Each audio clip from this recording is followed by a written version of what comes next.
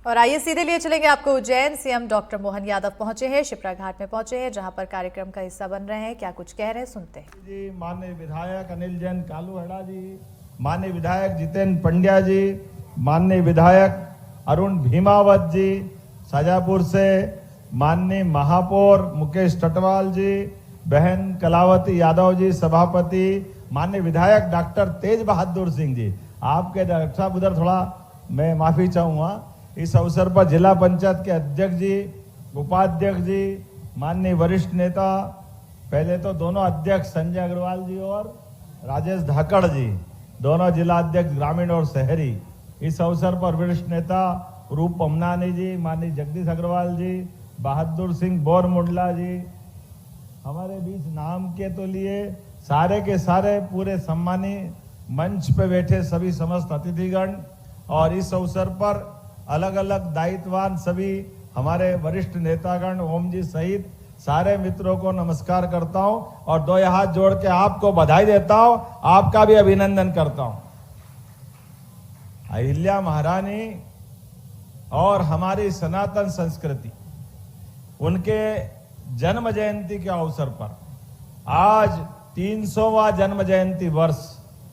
जन्म तो सबका होता है और शरीर भी सबका छूटता है। शासन में भी कई लोग आते हैं, कई जाते हैं। अहिल्या महारानी के समय पे भी उनका जो शासन काल था, और उसी शासन काल में कितने बड़े बड़े राजा थे, कोई किसी से कम पड़ रहा था क्या? जाने क्या क्या उनके पास दायित्व रहा है।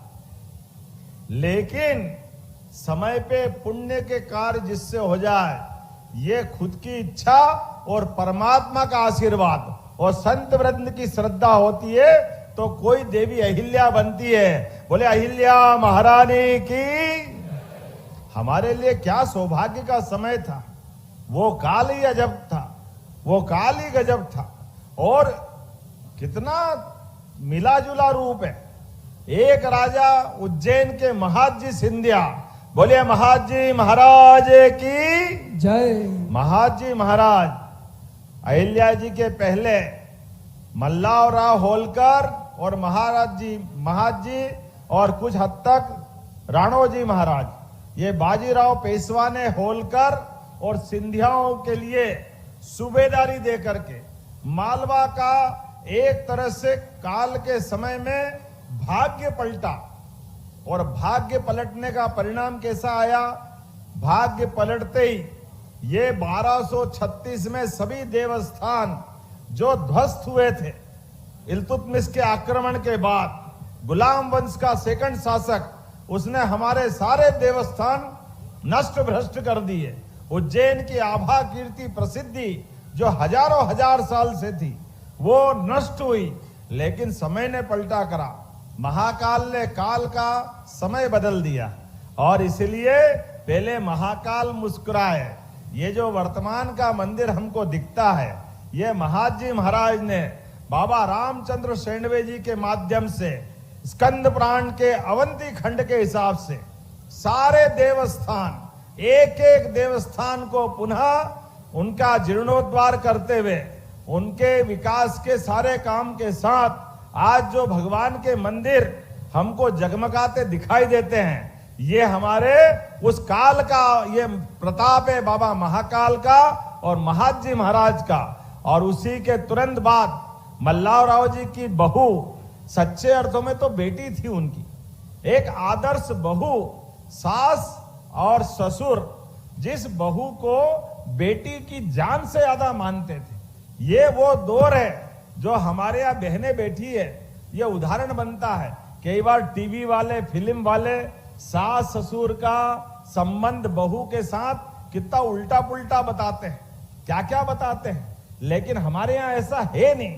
कोई अपवाद छोड़ दो, गेहूं में कंकर तो हर जगह मिल जाते हैं, लेकिन इसका मतलब गेहूं होता है, कंकर को छान के बाहर निकाला जाता है। अपवाद होता है, लेकिन सच्चे अर्थों में अहिल्याबाई को जिस दिन से बहू बना के मल्हार राव जी लाए, वो बेटे से भी बढ़कर के अपनी बहू से प्रेम करते थे। जोरदार अभिनंदन करो अपने उस बहू बेटे के संबंध के लिए। और जैसे दोनों में होड़ लगती थी, सास की ज्यादा लाड़की बहू है या ससुर की है, दोनों इतना ध्यान रखते थे अपनी बहू का, और उनने नाम बदल दिया। बहू के लिए ससुर मामा हो गए, वो अपने ससुर को मामा के बुलाती थी, और जो सास थी उसको माँ के बुलाती थी। अहिल्या माता ने उनके बीच अपनी सेवा से, अपने प्रेम स्नेह से अद्भुत स्नेह पाया, और उनकी प्रतिभा को पहचान कर खंडेराव उनके बेटे हैं, लेकिन राजकाज की शिक्षा मल्लाराव जब भी रहते इंदौर महेश्वर पूरी चिंता पालते थे। अपने सुयोग्य शिक्षकों के साथ राजकाज कैसे करना चाहिए, अपनी मौजूदगी में दरबार में फैसले उनसे करवाते थे। अहिल्या जो निर्णय करो, और वो कहते मामा कोई गलती हो गई तो उनने कहा आप न्याय के सिंहासन पे बैठी हो, आप जो फैसला करोगी वो मान्य होगा। इतना अधिकार दे करके अहिल्या के जीवन में वो स्वर्णिम काल था, और इसी का परिणाम रहा। हम सब देखते हैं अहिल्या माता के पूरे जीवन में गंगा की पवित्रता है, नर्मदा सी सादगी है, उनके जीवन में सनातन धर्म की रोम रोम में संस्कृति समाई हुई है।